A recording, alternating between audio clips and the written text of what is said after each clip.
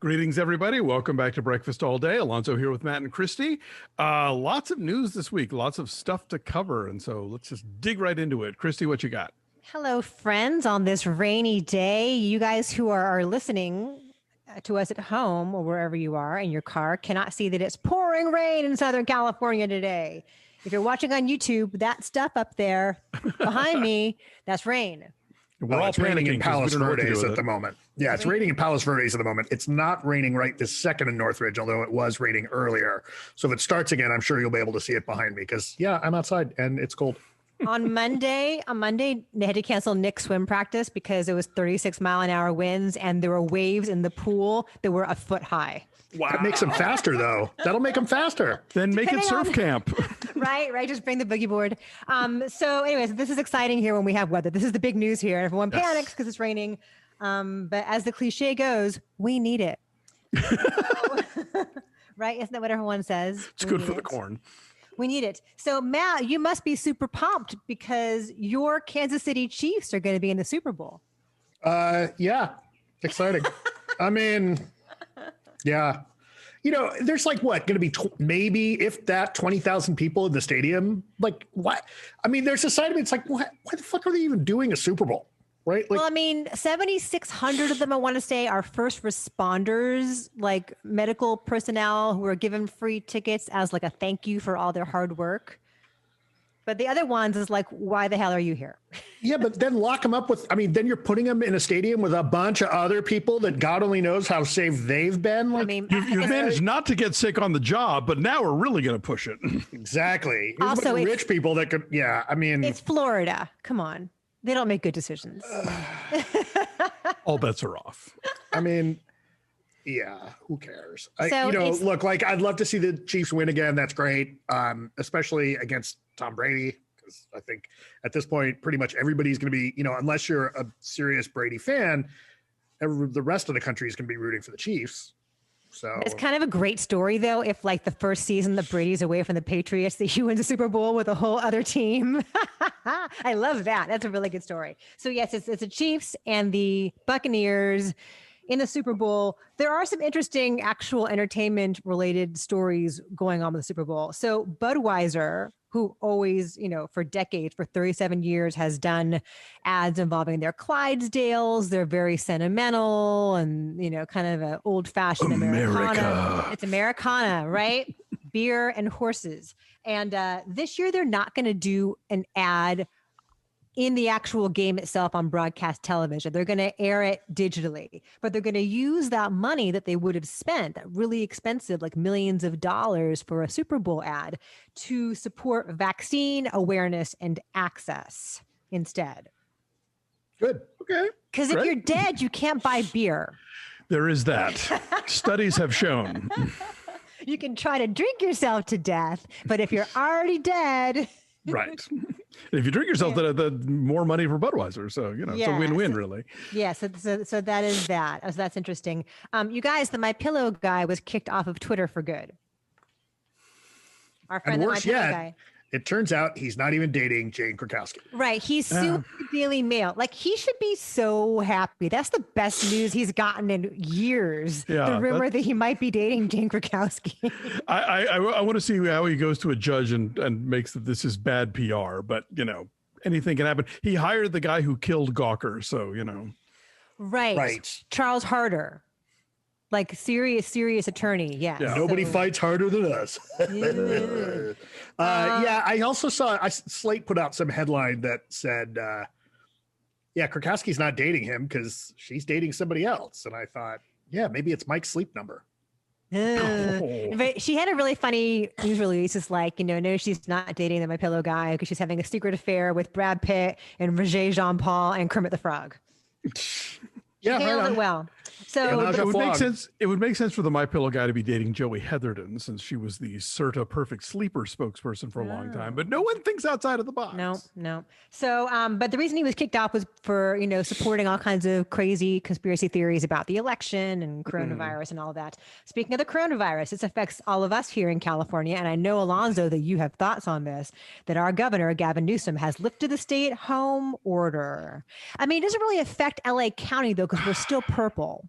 But It just seems like with so much of his response to the coronavirus to be insanely short-sighted, or as somebody on Twitter said, the ICUs aren't completely full, so let's get back out there, everybody. And it just it seems like we're not anywhere near close to making that, be a viable option. But because we have a government that does not want to pay people to stay home, they're so afraid of accidentally giving money to somebody who shouldn't have it, that they would rather screw over millions of people who do need it.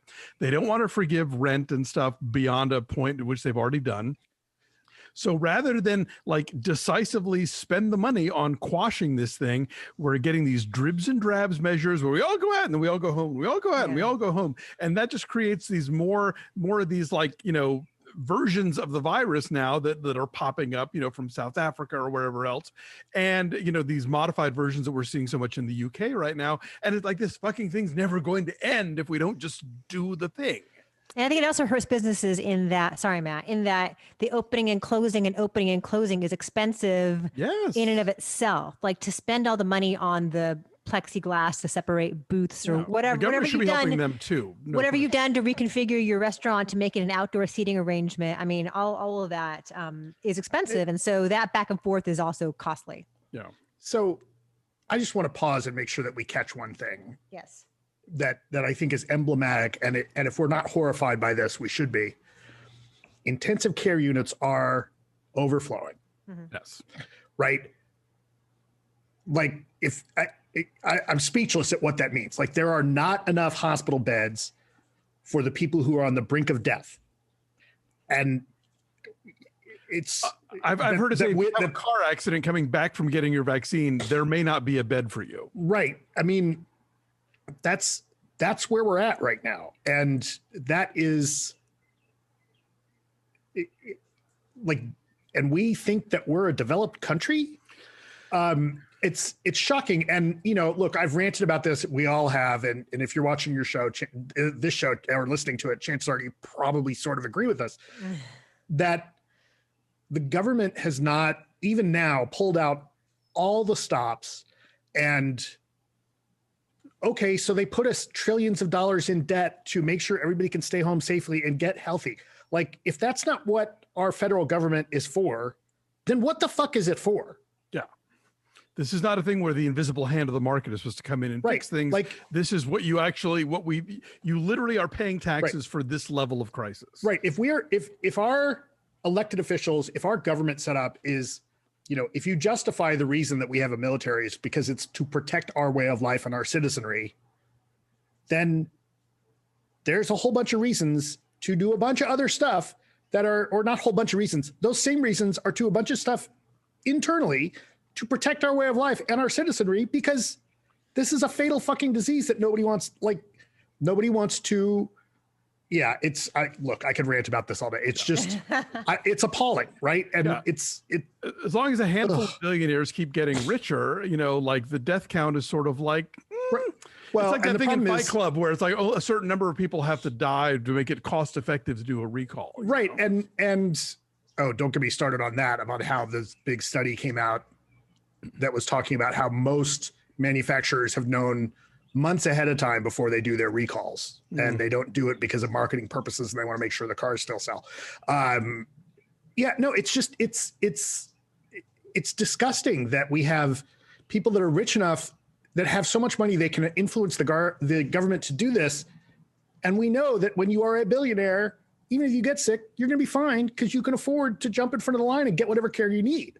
So it's like, fuck them. And that's why the GameStop stuff gives me hope.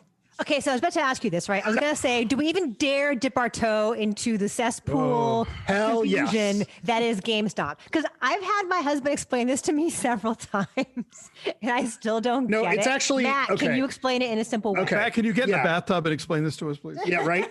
Nobody wants that. That's what we need. Okay, so it's actually somewhat similar to the end of Trading Places, which I understand is confusing.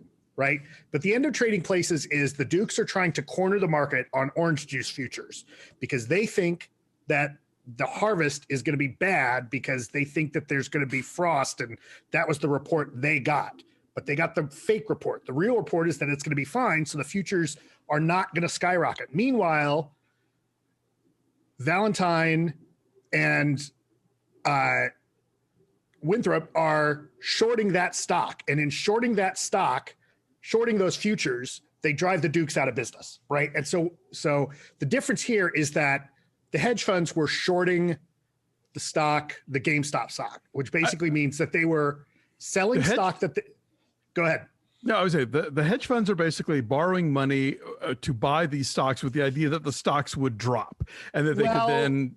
And then by the time they had to pay back the loan, they would keep the difference between where the stocks started and where it ended. Right. What they're actually doing is they're buying stock that in some cases doesn't even exist. They're if not borrowing, they're buying stock from people who have it, or they're doing an agreement that they're gonna buy stock at a low price. And they are hoping that the price is going to go even lower because they're predicting that the business is going to fail, right? So that's what when you're shorting something, you're betting that it's going to fail. So you buy it. You agree that you're going to buy it. I'm sorry. You agree that you're going to sell it. Continue. Sorry, I get it. Anyway. I need like sock puppets. This is why doctors and car mechanics can take advantage of us because it's just too hard to explain. Okay, hang on. Let me back up a bit. This is why it's confusing. All right. So the hedge funds are telling a bunch of people, hey, we will sell you stock at this certain low price, but they don't own it yet, right? But they make agreements that they say, okay, you and you and you and you, we're going to sell you a bunch of stock at $10, but they don't own it yet, right? So then they have to go and buy the stock.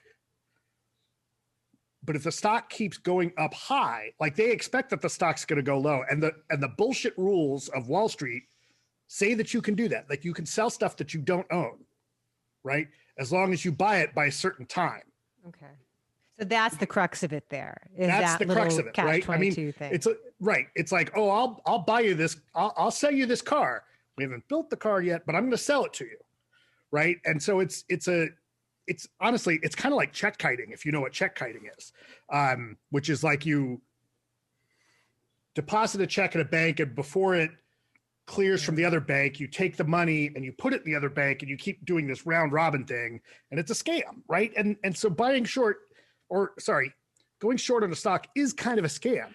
Now, the people on Reddit and among other places saw that this was happening and they're like, oh, fuck these guys. And they did what's called a short squeeze, which means that then they start doing the same thing in such numbers that the price goes so high, it fucks over the hedge fund. And see, the thing about the hedge fund is,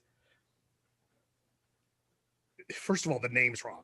They shouldn't call them hedge funds because they actually do risky things. The original idea behind a hedge fund was that it was a low risk investment strategy, but they do these things that actually, the only reason they're legal is because no one's gotten around to making them illegal yet, but it's all sucker bets. It's all long shots. And so basically what, the short version is that. Oh, there's a short version? Sorry. Are you sorry you asked yet? Sorry. The short version is that the hedge funds, like almost everybody else on Wall Street, is gambling, right? It's gambling. And somebody else came in and made better bets and fuck the hands of the guys who are the pros. Right. And the pros are now mad that the amateurs came in and beat them. How does this affect AMC? Because I don't get that element of it, because that's actually what pertains to us here as a film podcast. So AMC was failing and they were looking for capital and they got a certain amount of new capital that was heavily leveraged. But because the hedge funds were also doing the same thing with AMC and some of the Reddit army then was doing the short squeeze, the leveraged stock that AMC was going to need to eventually pay back, this debt financing they did, is now worth so much that it cleared their debt in like a day. And we're talking like $300-400 million. So it actually, this whole action arguably may have saved the movie business as we know it for another 18 months. Well, good, because AMC, even long before COVID, was already on the brink of bankruptcy for a while. Right. What this all means is that capital is an illusion and the stock market is a metaphor. And that if people who are outside of Wall Street try to do the same bullshit that people on Wall Street do, they will shut you down. Right. No, that's exactly it's all it. criminal. It's all criminal. That's all I got. Thank you for that. So yeah, I know I just keep seeing it popping up everywhere, and I'm like, I want to understand this, but I don't. Let's talk about things we do understand.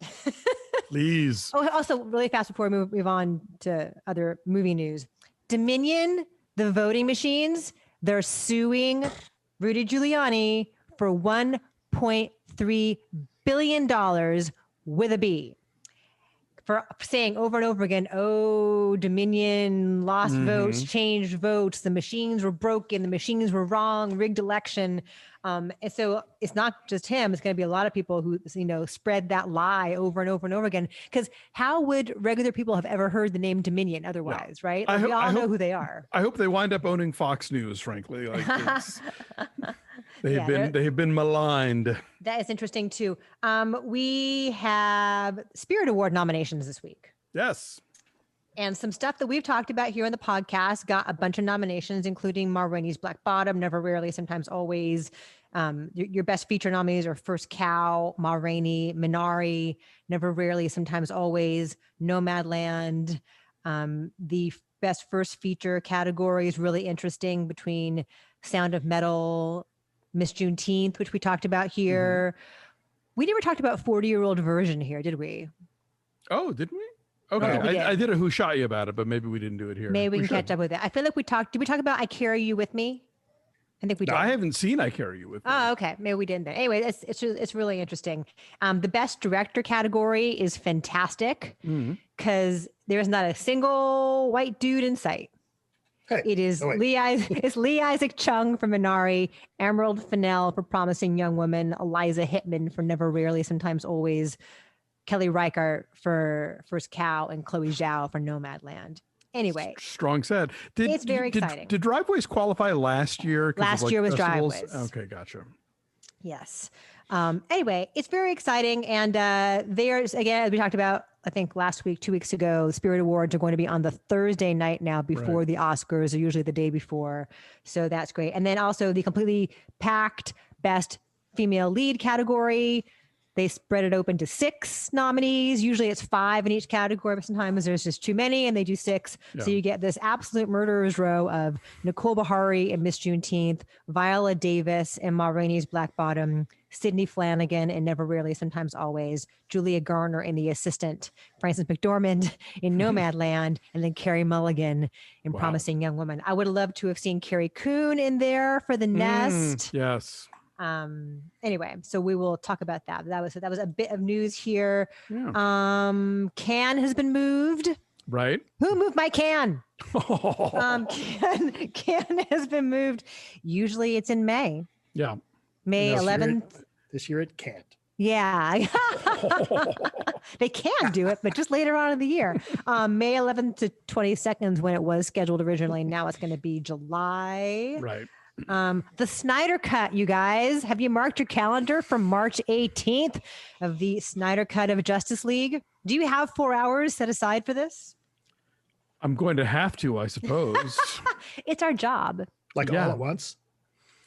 I guess. I mean, shouldn't you? Is it 4 1-hour episodes? Is that the deal? No, they're doing it as last chunk. I heard is they were doing it all as one thing. Yeah. Oh, because for a while, wasn't it going to be a limited series, he decided, or something? Yes, and then they decided, no, we'll do it as all one thing. Like, oh my God, what are you, David Lean? Give me a break. They're going to be like an intermission, like when Tarantino did Hateful Eight and he had like an overture. I need time to go to the bathroom. 4 hours is a very long movie. The worst part is I'm going to have to watch the old Justice League again just to remind myself of it because it's not stayed with me at all. I barely remember it. I barely Which comedy movie has had the intermission that's only like 20 seconds long? Oh, Monty Python and the Holy Grail. No, I thought that was longer than that, though. No, when that intermission was... They're crossing the bridge and it's like intermission and then it goes away. I feel like it's a Mad World has an intermission. That has an actual intermission. Yeah, no, I thought that the Monty Python one was actually like a little bit longer. I thought somebody had an intermission that was like just enough for you to get up out of your seat and then, oh shit. No, Holy Grail is like 15 or 20 seconds with like organ music. Maybe that's it. And that's the bit. AFI has released its list of the top 10 movies of the year. To Five Bloods, Judas and the Black Messiah.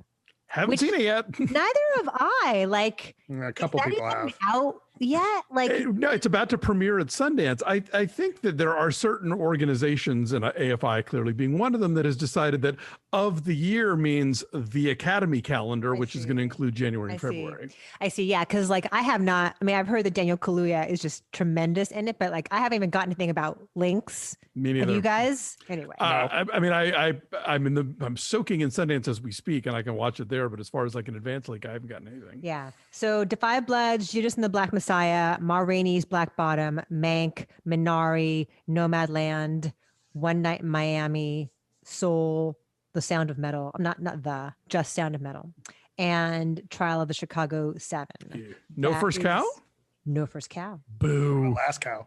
Boo indeed. No cows anywhere, really. We got our first picture of Kristen Stewart as Diana. Yeah. In Pablo Lorraine's Spencer, and she looks amazing. And she's got like the thing where she's looking down and looking up at the same time. And Can it's we the get same a picture of her like holding a gun and it's Spencer for hire. That would be awesome. That'd be funny. And it's the same DP who shot Portrait of a Lady on Fire, Claire. I remember you. I forget the name, but she was our LAFCA winner last year, Yes. and Johnny Greenwood did the score. So I am extremely pumped about this. It's going to be really good. Right. So and usually, like a picture, like an early photo, doesn't get me excited. I'm like, No, this is a very cool seeming project, and frankly, just about everything Kristen Stewart does lately has been like of some interest or other. She chooses interestingly. Yeah. What else is new? Alonso. Let's talk about this. Biden has repealed the Trump ban on transgender people in the military. Let's talk about that. Yes. Well, the New York Times is like, hey, slow down with the executive orders. And it's like, no. There's a lot of shit that has to be undone and quickly, you guys. So let him executive order all he wants. Like everything is broken. All the pipes are leaking, Yeah. So good on him. That's important. It was stupid and your usual Trump level of like bigotry and ignorance of doing so in the first place. And that people are still trying to sell him as like pro LGBT. It's like, do y'all know what the T stands for? Because this is not, no. Yeah, it's not twink. Yeah. But the New York Times also keeps doing stories about Trump voters feel disenfranchised. Yes. Let's talk to them and let's give a megaphone to their voices. It's let's like, go to another already. diner and interview them. Fuck them. They lost. How about you interview after some? Yeah. Yeah, I mean, after they shit the bed with that version of what was the podcast, the people behind the Daily who were doing that podcast about the Taliban, where the guy it was like some whole podcast where somebody from the US had gone to join the Taliban or something like that, and it turned out that the guy's story was complete bullshit, and they had run this whole series, right? It was like, I remember. Yeah, well, we all got caught up in it, and we didn't vet it and fact check. Like They had tracked the guy down at some marketplace, and he wasn't real. Did you guys hear about the New York Post this week? Not that I want to get us back into the GameStop story, but some dude on Twitter jokingly said that he like took money out of his parents' second mortgage and blew it on GameStop and AMC stocks. And somebody from the New York Post credulously contacted him, and they ran a whole story on it before realizing, oh no, he was full of shit. Meanwhile, mind you, when they got a story about a month ago about like an EMT or one of the essential workers who would start an OnlyFans account, they went and talked to her parents and like interviewed all these other people so they could publicly slut shame her. Right? Yeah. Yes. So fuck you, Rupert Murdoch Empire. There was also a big stupid uproar about the fact that Joe Biden wears a Rolex. Which turns out to belong to his dead son. But then I heard that was debunked. Oh, that wasn't true either. Okay. Anyway, who cares? I saw someone tweeted like, you're a 78-year-old man who's giving your entire life to public service and lost members of your family along the way, and you're stepping in to lead this nation through like multiple crises. Like, I'm going to wear a fucking Rolex too. Have a good watch. I don't know. There's a bit of me that's like, man, you're president. You could have someone just tell you what time it is. Also, look at the ostentatiousness that defined the previous president his entire life. Timex gold shitter. Gold toilet, exactly. Who gives All those a shit? photos of like Melania splayed on the piano in the gold gilded room, like the president who comes after him has to be like the new pope and be all like, wearing Austere. sandals and not Right. Gucci, Prada, whatever, shoes. Like, who cares? New York Times. I don't care. Ay. He needs to know what time it is. That's fine. I don't care. Do you? Does Important. anybody I really know really what time don't it is? care. Does anybody really care? Champ and Major are now at the White House. The Biden's German Shepherd, the first rescue dog ever to occupy the White House, is Major Biden. They're Because good boys. dogs can tell the difference between humans and aliens, so it's very important to have them in the White House. Also, Sarah Huckabee Sanders, former press secretary for Trump, is running for governor of Arkansas. Her father was governor of Arkansas. Now she wants to be governor of Arkansas too. She's like in her 30s. She's young. Really? Let's look up how old she is. I think she's like 30. Listen, you can be young and an idiot too. I mean, But yeah, her soul is draining her from the inside. Anyway, she put out this like 7-minute long video announcing her her candidacy, and it was all about. Oh, she's 38 years old. Okay, yeah. Somebody described how she basically her whole campaign pitch is that she wants to turn Arkansas into like an autocratic, Christo-fascist state. Anyway, that scans. I think she's like the favorite at this point too, just because she's got all that Trump train goodness. Yeah, she was on TV a lot, and apparently Yeah. that carries a lot of weight these days. The House has sent the article of impeachment over to the Senate, and that trial begins the first week in February, I want to say. Good. Yeah. That would be next week. yeah, I mean, yeah. good, but like, as far as consequences, The idea that horse is only out of the 5 barn. Republicans. Well, Sure, but the other part is like at this point, Trump still gets the pension, right? Like they're not going to retroactively take that away. Is the last thing I had read. But they can, but if they nail him on Amendment 14, whatever 3, the thing that says you can't run for office if you've been found guilty of Right. sedition, that would kibosh his 2024 run and Right. the concomitant fundraising. So that would really hit him, I think. Yes, but he still gets a mountain of money every year. Well, and this fine, huge but travel budget. It's something. It's better than nothing, and you're right. nothing is what McConnell and a lot of people are trying to fucking Rand Paul and these guys like. Let it go. Let's just I hear you. censor It's him. just I hear you. It's just one of those like, when people complain about where their taxes go, like that 1/2 cent would go to anything to benefit Trump just burns my ass. Look, ideally he'd be behind bars, and if not that, he would be stripped of pension and privilege and all that other stuff. But I will settle for you can never run for office again.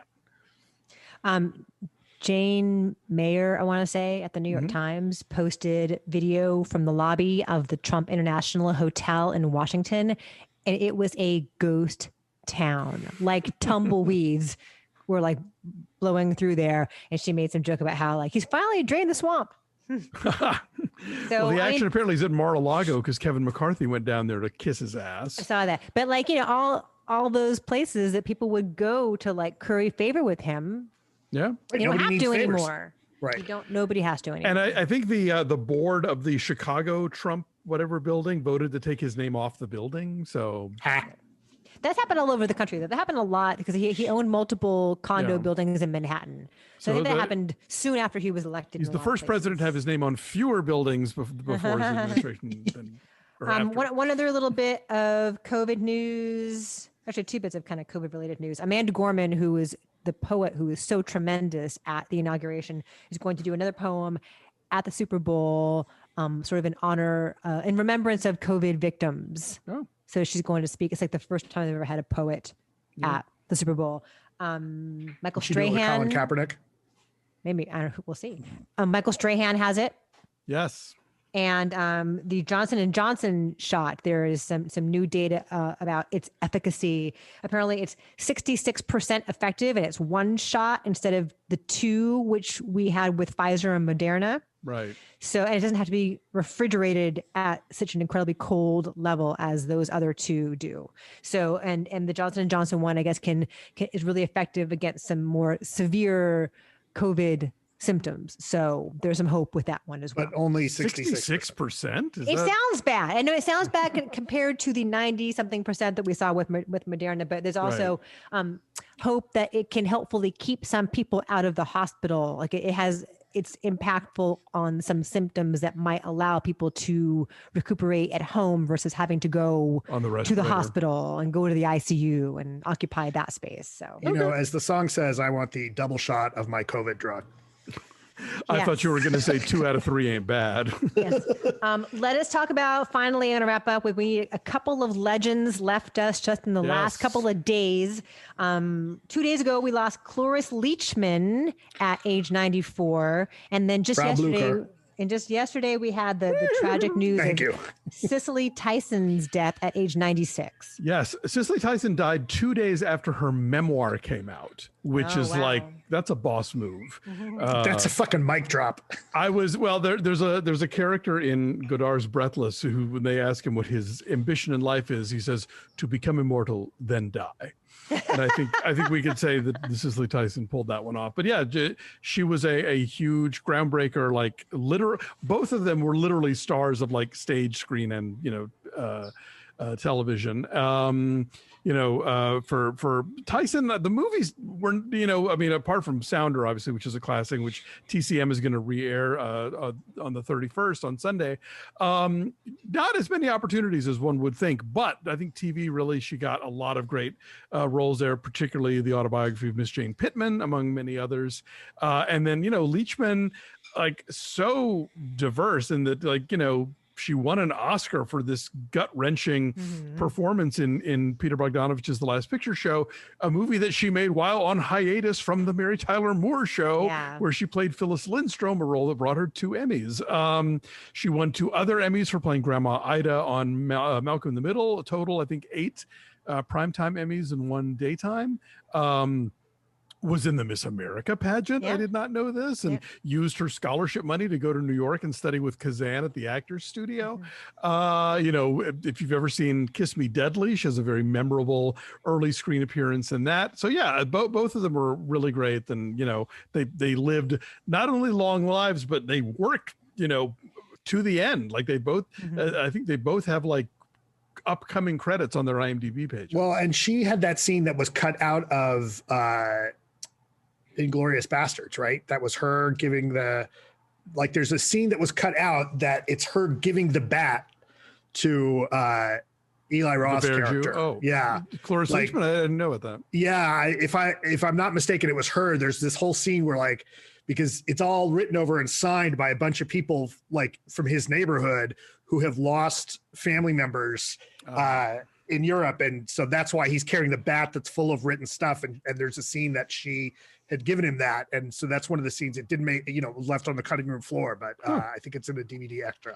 And then think about it, she was also doing, voice work. She's the grandma in The Croods, right? And we just had The Croods sequel this past year. And then Cicely Tyson, I know we were tooling on A Fall from Grace, but like that's her last screen credit, maybe? It's one of them. She did a couple of Tyler Perry movies. Yeah. She was in Medea. Diary of a Mad Black Woman. Yes, and Family Reunion and a couple of other ones. She was in The Help. I think so. People who maybe didn't know her got to know her, a younger generation, from The Help. Yep. So what's interesting with Cicely Tyson, you saw how she was so important as a representative face for so many young Black girls and Black women. And you saw that reflected in the way she was eulogized on Twitter by people like Angela Bassett, Michelle Obama, Latoya Morgan, our screenwriter friend who has been on this podcast, saying like what a huge deal that was for little Black girls to look at a screen and see someone who looked like them. Yeah, a couple of days ago, Ava DuVernay was sharing on Twitter this long piece that Gayle King did on, I guess, CBS This Morning. Is that the show that she has in conjunction with the memoir coming out? So like, if you want this really great sort of concise, look back at an extraordinary career, that's a good place to start. There you go. Do we have marquees? No, we don't. You talked about. We don't. Nope. Sorry. We don't. Soon, I was not on the ball. Send them. Next week. Keep them coming, please. Yeah, I know a couple Send people them. sent them and I was slacking. There's It's a lot busy time. Exactly. Indeed. We'll get around to them, we promise. But yeah, Listen, you that can, rum wasn't going to drink itself. you can send us those marquees via our social media at BeFastAllDay on Twitter, Instagram, and Facebook. Like this video, subscribe to our YouTube channel, and check us out at our Patreon page, patreon.com/BeFastAllDay. Currently recapping a couple of very juicy shows, Netflix's Bridgerton and Disney Plus's WandaVision. So lots to talk about there, exclusively for our subscribers. We hope you'll check it out. Thanks for watching. We'll see you guys next time. Bye.